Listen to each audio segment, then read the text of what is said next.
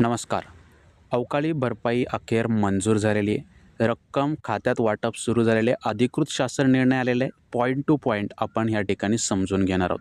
मित्रांनो, आपल्या या चॅनेलवरती शेतकरी बांधवांसंबंधित महत्त्वाचे असे दर्जेदार व्हिडिओ आपण इथे वेळोवेळी घेऊन येत असतो. शेवटपर्यंत पाहाल तर या व्हिडिओचे कन्सेप्ट नक्कीच क्लिअर होतील.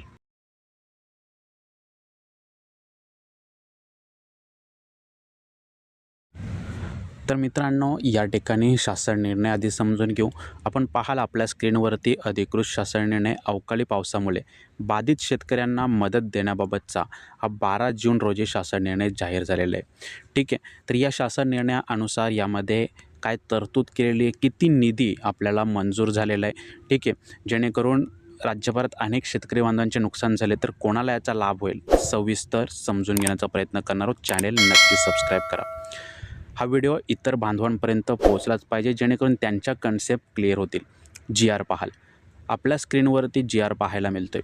माहे एप्रिल 2026 या कालावधीत राज्यात विविध जिल्ह्यात अवकाळी पाऊस झाला आणि या पावसामुळे खूप मोठ्या प्रमाणात शेतकरी बांधवांचे नुकसान झाले आणि त्या नुकसान भरपाईसाठी आत्ता महाराष्ट्र शासनाचा जी.आर. निघालेला आहे. तब्बल 14,58,90,000 रुपये एवढ्या मोठ्या प्रमाणात रक्कम महाराष्ट्र शासनाने वितरणास मंजुरी दिलेली.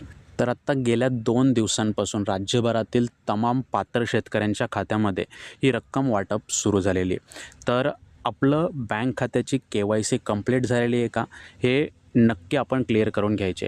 झाले असेल तर होय, नसेल तर नाही आपण कमेंट सेक्शनमध्ये कळवा. ज्यांची KYC कंप्लीट झालेली नाही त्यांना नक्कीच या ठिकाणी मदत केली जाईल. KYC कंप्लीट झाली असेल तर थेट DBT मार्फत ही रक्कम आपल्या खात्यात जमा होणार आहे.